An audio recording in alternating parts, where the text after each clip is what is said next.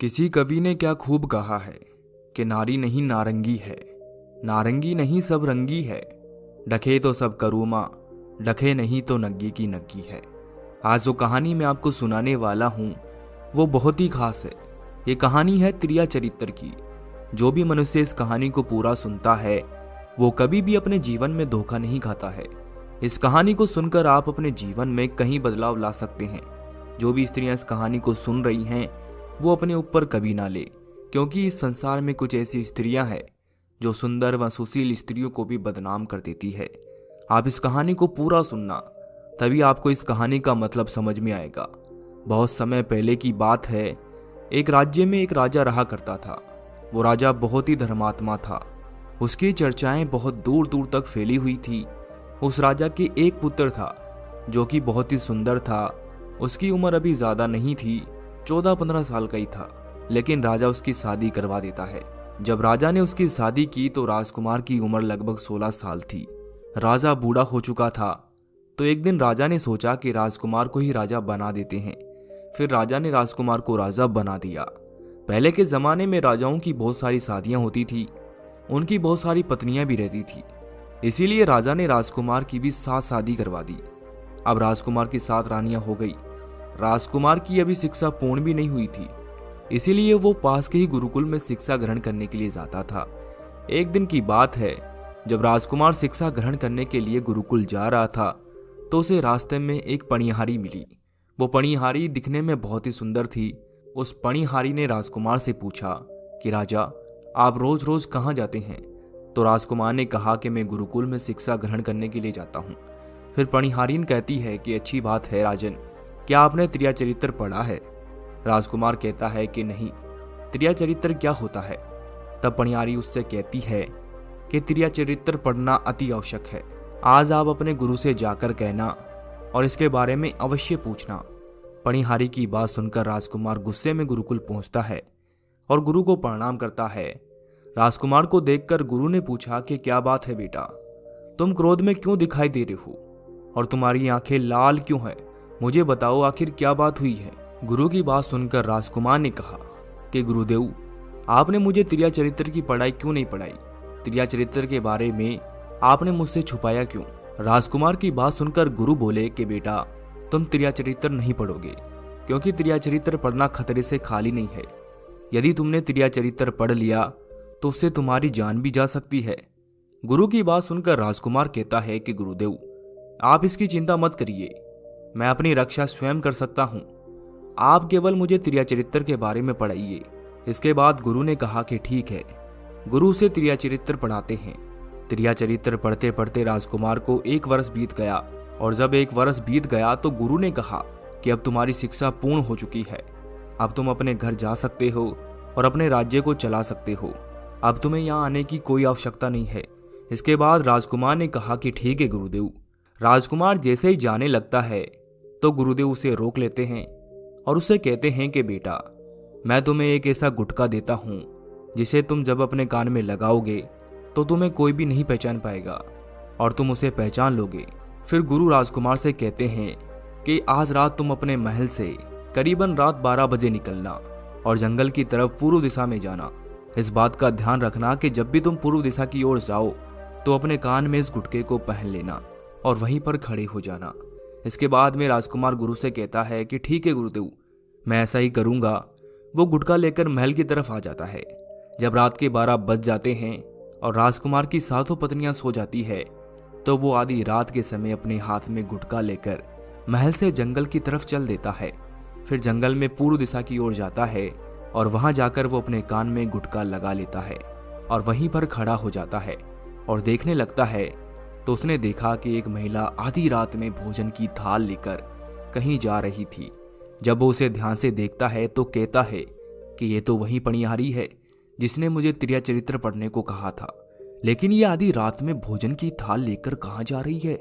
उसी जंगल में एक साधु अपनी कुटिया बनाकर रहा करते थे और वो साधु जादूगर था। पनिहारी ने जब राजकुमार को देखा तो पनिहारी उसे पहचान नहीं पाई, क्योंकि राजकुमार ने अपने कान में गुटका लगा रखा था, लेकिन राजकुमार पनिहारी को पहचान चुका था। फिर राजकुमार अपने मन में सोचता है कि चलो इसका पीछा करते हैं। आखिर ये आधी रात में भोजन लेकर कहाँ जा रही है और क्यों जा रही है। इसके बाद राजकुमार पनिहारी का पीछा करने लगता है और छुपता छुपता उसके पीछे पीछे चलने लगता है। पनिहारी जंगल में रह रही उस साधु के पास पहुंच जाती है। उस साधु के पास एक जादुई पोटली थी। वो साधु जादूगर था। राजकुमार भी पनिहारी के पीछे पीछे उस साधु की कुटिया तक पहुंच जाता है और देखता है कि पनिहारी साधु के पास जाती है और उन्हें प्रणाम कर कर वहां बैठ जाती है। इसके बाद साधु पनिहारी से कहने लगते हैं कि अरे पनिहारी, पहले तू मुझे ये बता कि आज तुझे आने में देरी कैसे हो गई। तो पनिहारी हाथ जोड़कर उससे कहती है कि स्वामी, मेरा गोना हो चुका है और मेरे पति मुझे लेने के लिए आए हैं और मुझे कल लेकर चले जाएंगे, इसीलिए मुझे उन्हें सुलाने में थोड़ी देर लग गई। इसी वजह से मैं आने में लेट हो गई। जब ये बात साधु ने सुनी कि पनिहारी का विवाह हो चुका है और उसका पति उसे लेने आया है, तो वो साधु पनिहारी से कहता है कि इसका मतलब तो ये है कि तुम अपनी पति के साथ जाना चाहती हो, तो हमारे पास क्यों आई हो, चली जाओ उसी के साथ। इसके बाद पनिहारी कहती है कि मैं आपके बिना नहीं रह सकती, मैं आपके बिना नहीं जी सकती। तब साधु कहते हैं तो इसके लिए तुम्हें एक काम करना होगा। इसके बाद साधु अपने झोले से एक चाकू निकालता है और पनिहारी से कहता है कि तुम्हें अपने पति को मारना होगा। फिर चाकू देते हुए उससे कहता है कि ये लो और अपने पति की गर्दन को काट कर मेरे पास ले आओ। इसके बाद मैं तुमसे विवाह कर लूंगा, तुम्हें अपनी पत्नी बनाऊंगा। इसके बाद पनिहारी बिना कुछ सोचे समझे वो चाकू ले लेती है और दौड़ते हुए अपने घर जाती है और घर जाकर अपने सोते हुए पति की गर्दन काट देती है और उसके गर्दन को लेकर साधु के पास आती है। वो राजकुमार पनिहारी का ये सब कारनामा देख रहा था। जब साधु ने देखा कि वो अपने पति को मार कर उसकी गर्दन यहाँ लेकर आ गई, तो साधु को बहुत गुस्सा आया और साधु ने उसको लात मारी और कहा कि भाग जा यहाँ से। जब तू अपने पति की नहीं हो सकी, जिसके साथ तुमने 7 फेरे लिए हैं, तो मेरी क्या खाक होगी। मेरी नजरों के सामने से हट जा और चली जा यहाँ से। अगर दोबारा यहाँ आई तो मैं तुम्हें जीवित नहीं छोड़ूंगा। साधु की बात सुनकर पनिहारी के पैरों तले जमीन खिसक गई। उसने सोचा कि मैंने तो इसके कहने पर अपने पति को मार डाला। इसने जो जो मुझसे कहा मैंने वो सब किया और यही मुझे धक्के मार कर यहाँ से भगा रहा है। इसके बाद वो अपने पति की कटी हुई गर्दन लेकर वापस अपने घर लौट आई और चारपाई के पास बैठकर अपने पति की कटी हुई गर्दन को जोड़ दिया।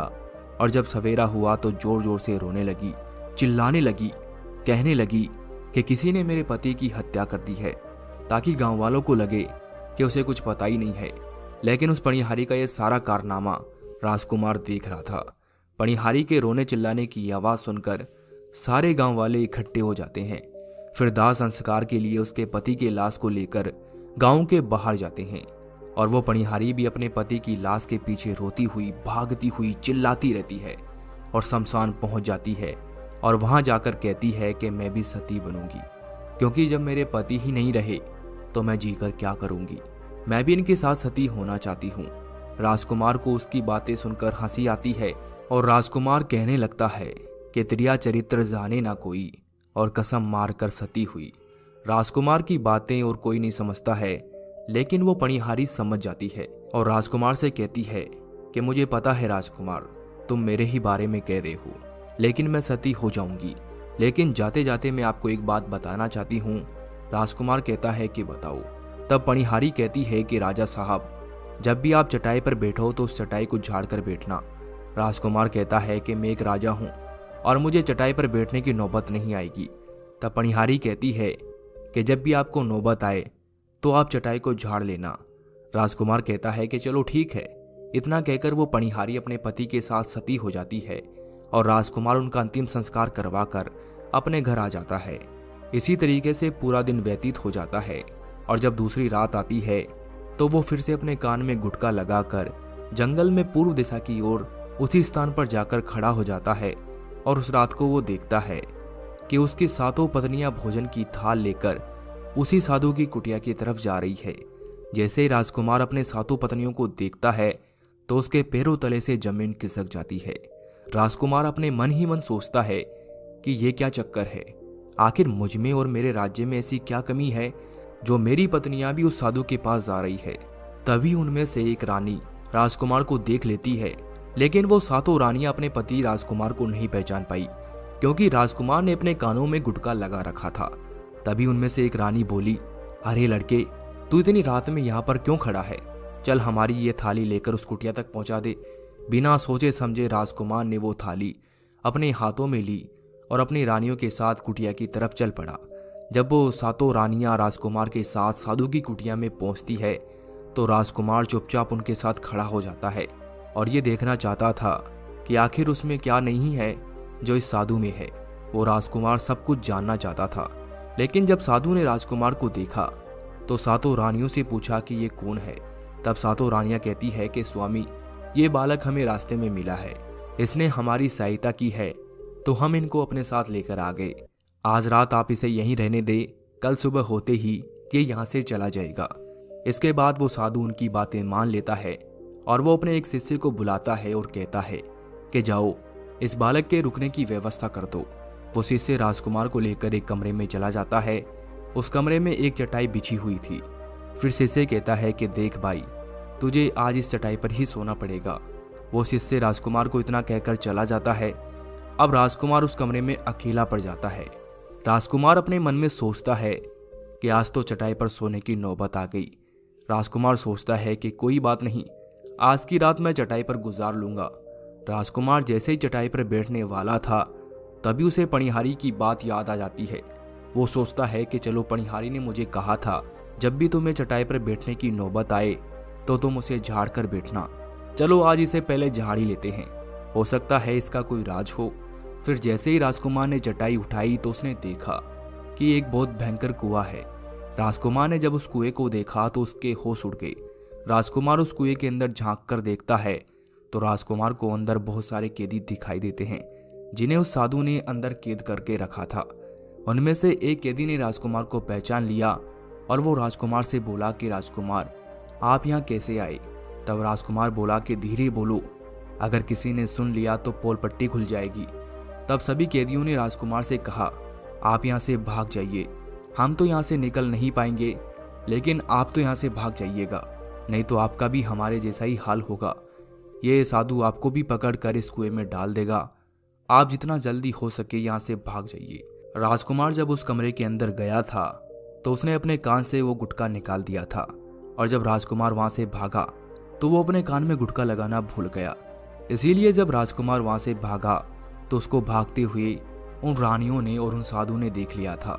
जब राजकुमार को रानियों ने भागते हुए देखा तो रानियों ने कहा कि ये तो हमारे पति हैं। फिर वो रानियां साधु से कहती है कि स्वामी, अब तो हमारी सारी पोल पट्टी खुल जाएगी, ये तो हमारे पति हैं और उन्होंने हमें देख लिया है, अब हमारा क्या होगा? वो साधु उन सबको कहता है कि तुम सब यहाँ क्या देख रही हो, जल्दी जाओ और उसे पकड़ कर लाओ। यह सुनते ही रानियां राजकुमार को पकड़ने के लिए दौड़ी दौड़ी जाती है, लेकिन राजकुमार इतना तेज भागता है कि वो अपने महल पहुंच जाता है। तब रानियां घबराई हुई वापस साधु के पास जाती है और कहती है कि स्वामी, अब तो हमारे पति हमें जीवित नहीं छोड़ेंगे, हम जैसे ही महल में जाएंगे वो हमारी जान ले लेंगे। स्वामी, आप ही हमें बचा सकते हैं, इसका कोई उपाय बताइए।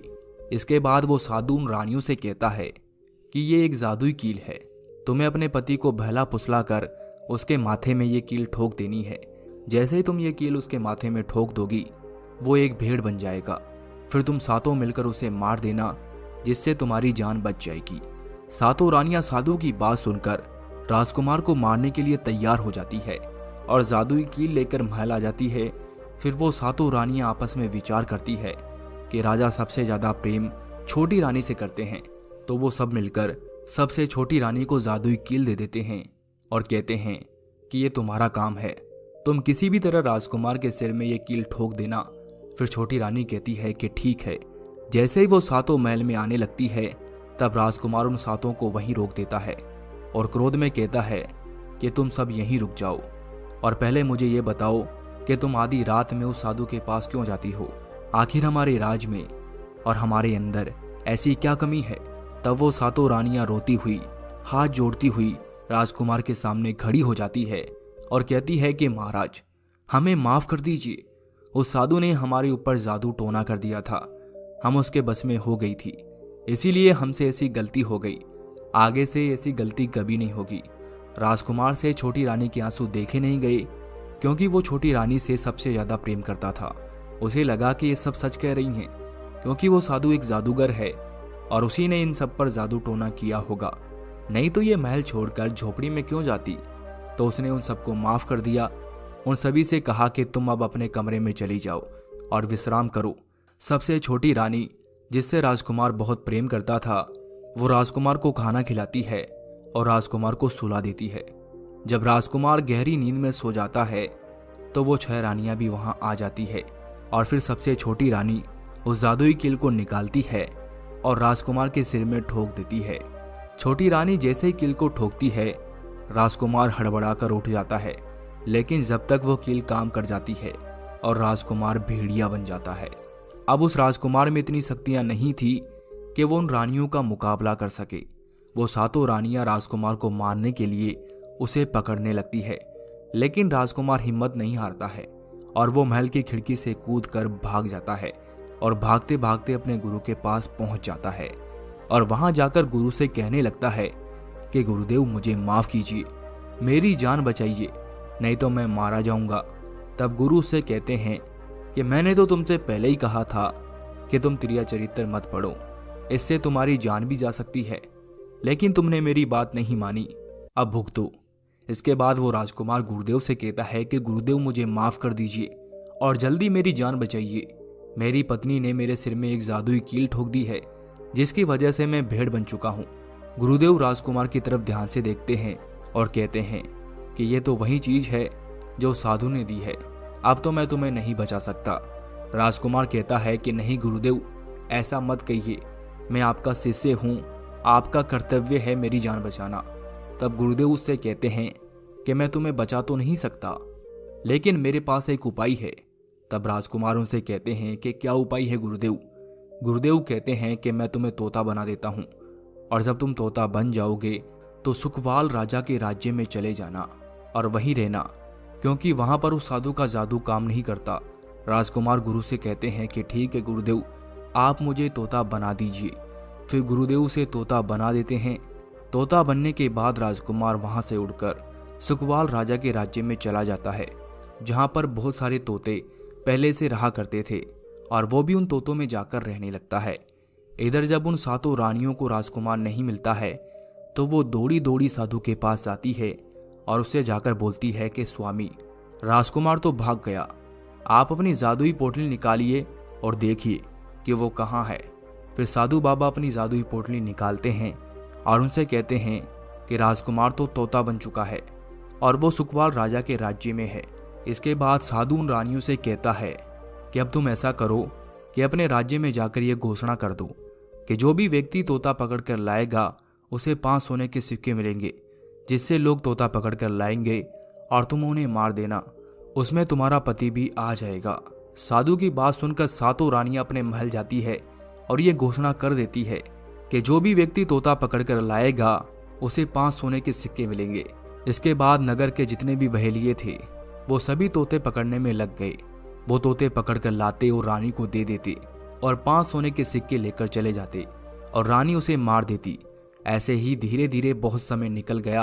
राजकुमार जहाँ गया था उसने उन सबसे अच्छी अच्छी बातें कही, उन्हें अच्छा अच्छा ज्ञान दिया, जिससे सभी तोते राजकुमार को पसंद करने लगे और उसे अपना गुरु मान लिया। फिर एक दिन एक बहेलिया तोता पकड़ता पकड़ता सुखवाल राजा के राज्य में पहुंच जाता है और उसी पेड़ के नीचे जाकर खड़ा हो गया जहां पर राजकुमार तोता बनकर रहा करता था। जब उस बहेलिये ने इतने सारे तोते देखे तो वो मन में सोचने लगा कि यदि मैं इतने सारे तोते पकड़कर रानी के पास लेकर जाऊंगा तो मुझे बहुत सारा धन मिलेगा, लेकिन फिर उसने सोचा कि मैं इतने सारे तोतों को आखिर पकड़ूंगा कैसे। लेकिन जिस पेड़ पर वो तोते रहते थे वो पेड़ गोंद वाला था। जैसे ही सुबह हुई तो सभी तोते पेड़ से उड़कर दाना पाने के लिए चले गए और उधर वो बहेलिया चाकू से उस पेड़ के चारों तरफ कट लगा देता है, जिससे पेड़ के ऊपर बहुत सारा गोंद निकल आया। पेड़ के चारों तरफ गोंद ही गोंद हो चुका था। फिर वो बहेलिया सोचता है कि जब वो सारे तोते आएंगे तो इस पेड़ से चिपक जाएंगे और मैं उनको आसानी से पकड़ लूंगा। इसके बाद वो बहेलिया वहीं छुपकर बैठ जाता है। सभी तोते जब वापस आते हैं तो जैसे ही वो पेड़ पर बैठते हैं तो वो सारे के सारे चिपक जाते हैं और उनमें वो राजकुमार भी चिपक जाता है, क्योंकि पूरी पेड़ पर गोंद ही गोंद लगा हुआ था। इस वजह से सारे तोते परेशान हो गए और राजकुमार तोते से कहने लगे कि अब आप ही हमें बचा सकते हैं, इस मुसीबत से आप ही हमें बाहर निकाल सकते हैं। कुछ सोचिए और हमें इस मुसीबत से बाहर निकालिए। फिर राजकुमार सोच समझकर उन सभी तोतों से कहता है कि तुम चिंता मत करो, जब वो बहेलिया आए तो तुम सभी ऐसा करना कि उल्टा लटक जाना, जिससे उसे लगेगा कि सारे तोते मर चुके हैं, और जब वो हम सबको छुड़ाकर नीचे फेंक दे तब हम एक साथ उड़ जाएंगे और हमारी जान बच जाएगी। इसके बाद जब बहेलिया उन्हें पकड़ने आता है तो सभी तोते ऐसी स्थिति में लटक जाते हैं कि उसको लगता है कि वो सब मर चुके हैं। जब बहेलिया ने उन सब तोतों को देखा तो उसने सोचा कि अरे ये क्या हो गया, ये तो सारे तोते मर गए हैं, अब मुझे सोने के सिक्के कैसे मिलेंगे। फिर बहेलिया ने सोचा कि चलो इन्हें छुड़ा ही देते हैं, इतना उपकार तो इन पर कर ही सकते हैं। इसके बाद बहेलिया पेड़ पर चढ़ गया और उसने एक एक करके सभी तोतों को छुड़ाकर नीचे फेंकना शुरू कर दिया। बहेलिया ने सभी तोते छुड़ाकर नीचे फेंक दिए, लेकिन तोता राजकुमार वहीं पर रह गया और नीचे जितने भी तोते थे वो सभी उठकर भाग गए। तब बहेलिया ने सोचा कि अरे ये क्या, इस पेड़ पर तो एक ही तोता है और वो भी मरा हुआ, लेकिन बाकी के तोते तो मरे हुए थे, वो कैसे उड़ गए। तब बहेलिया को समझ आ गया कि इन्होंने मेरे साथ धोखा किया है। फिर बहेलिया तोता राजकुमार से कहता है कि ये सब तुम लोगों की चाल थी, चलो अब मैं तुम्हें लेकर जाऊंगा और रानी के हाथ बेच दूंगा और मुझे 5 सोने के सिक्के मिल जाएंगे। फिर वो तोता राजकुमार को पकड़कर रानी के पास बेचने के लिए निकलने लगता है। तब रास्ते में तोता राजकुमार उस बहेली से कहता है कि तुम मुझे पकड़कर कहाँ ले जा रहे हो। तो बहेलिया कहता है कि मैं तुम्हें बेचने के लिए रानी के पास ले जा रहा हूँ, अगर मैं तुम्हें वहां बेचूंगा तो मुझे 5 सोने के सिक्के मिलेंगे। फिर तोता राजकुमार कहता है कि यदि मैं तुम्हें 5000 सोने के सिक्के दिलाऊं तो क्या तुम फिर भी मुझे रानी के पास बेचोगे। बहेलिया बोला कि मुझे तो बेचना है, लेकिन तुम मुझे 5000 सोने के सिक्के कैसे दिलाओगे।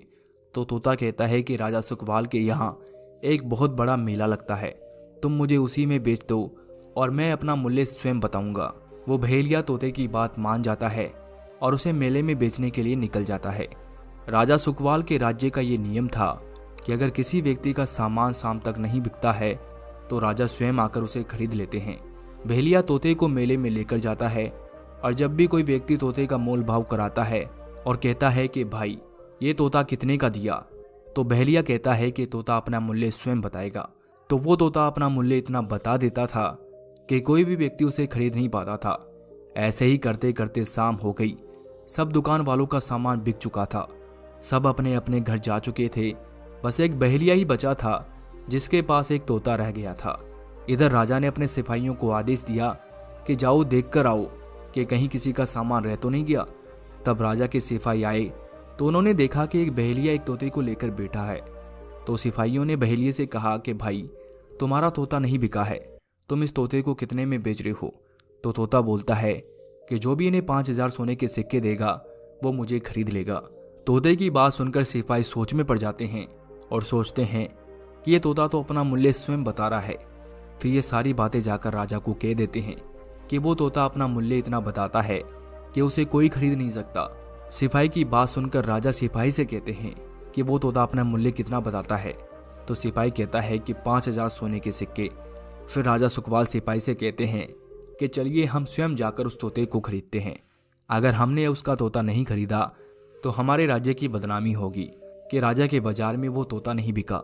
फिर राजा सुखवाल अपने मंत्रियों के साथ रथ पर सवार होकर बाजार में जाता है और जाकर उस बहेलिये से कहता है कि अपने तोते का मूल्य बताओ। तो बहेलिया हाथ जोड़कर राजा से कहता है कि राजा जी तोता अपना मूल्य स्वयं बताएगा। इसके बाद राजा तोते से अपना मूल्य पूछते हैं तो तोता उनसे कहता है कि राजा जी जो भी मुझे 5000 सोने के सिक्के देगा वो मुझे खरीद पाएगा। फिर राजा अपने सिपाहियों से कहकर 5000 सोने के सिक्के मंगवाता है और उस बहेली को दे देता है और तोते को लेकर अपने महल पहुंच जाता है। तोता बहुत समझदार था और राजा को भी अच्छी अच्छी ज्ञान की बातें बताता था।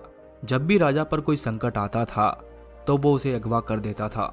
ये बात राजा को बहुत पसंद आई, वो भी तोते से बहुत प्रेम करने लगा। जब ये बात रानियों को पता चलती है कि राजा साहब एक बोलने वाला तोता लेकर आए हैं तो रानियां राजा साहब से कहती है कि राजा साहब हमें भी तोते से बातें करनी है, आप उसे हमारे पास भिजवा दीजिए। फिर राजा अपने मंत्रियों से कहकर तोते को रानियों के पास भिजवा देते हैं। रानियां तोतों से बहुत अच्छी अच्छी बातें करती है, तोता भी उनसे अच्छी अच्छी बातें करता है। सभी रानियां तोते को पसंद करने लगती है। राजा के एक बहुत ही सुंदर पुत्री थी। रानी ने अपनी पुत्री से कहा कि पुत्री, आज से तुम ही इस तोते की देखरेख करोगी, ऐसे अच्छे से नहला धुला कर रखना। पुत्री को भी ये तोता बहुत पसंद आया। वो उसे ले जाती है और उसे अच्छे से नहला धुला देती है। एक दिन जब उसकी पुत्री उस तोते को नहला रही थी तो उस तोते के सिर में कुछ गड़ा हुआ नजर आया। तो उसने देखा कि तोते के सिर में कील गड़ी हुई है। तो पुत्री ने उस कील को निकाल दिया। जैसे उस पुत्री ने उस कील को निकाला तो तोता राजकुमार बन गया। ये देखकर वो राजकुमारी घबरा गई। तो राजकुमार ने कहा कि आप घबराइए मत, इस कील को वापस मेरे सिर में ठोक दीजिए, मैं फिर से तोता बन जाऊंगा और बाकी की बात मैं आपको रात्रि में बताऊंगा।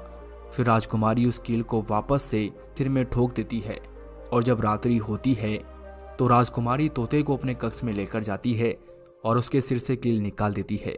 फिर राजकुमार राजकुमारी को अपनी सारी दास्तान सुना देता है और राजकुमारी से कहता है कि आप ये बात किसी को मत बताना, नहीं तो मेरी जान चली जाएगी। फिर राजकुमारी ये बात किसी को नहीं कहती है और जब रात्रि होती है तो वो तोते को अपने कमरे में लेकर जाती है और उसके सिर से कील निकाल देती है। फिर दोनों एक साथ ही रहते हैं। ऐसे ही धीरे धीरे समय निकलने लगा और राजकुमारी को राजकुमार से प्रेम हो गया। और उधर क्या हुआ, जो राजकुमार की 7 रानियां थी वो बहुत सारे तोते खोज खोज कर उन्हें मरवा रही थी, लेकिन उन्हें अभी तक राजकुमार नहीं मिला था।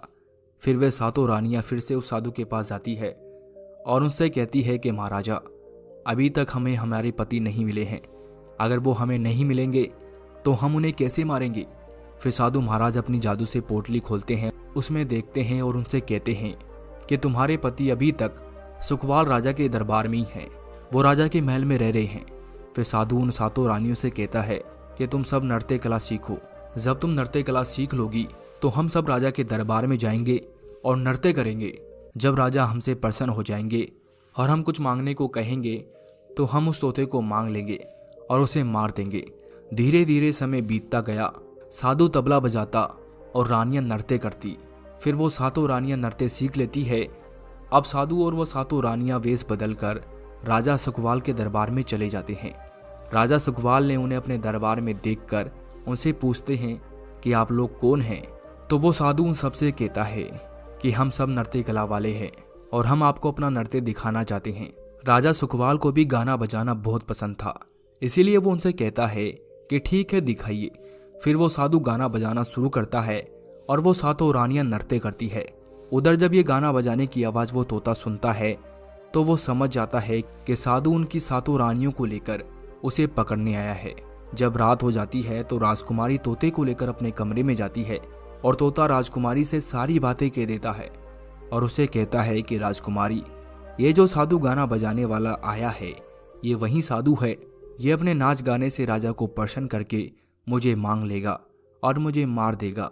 इसीलिए अगर राजा मुझे मांगने आए तो आप मुझे मत देना और कह देना कि मैं तोता नहीं दूंगी।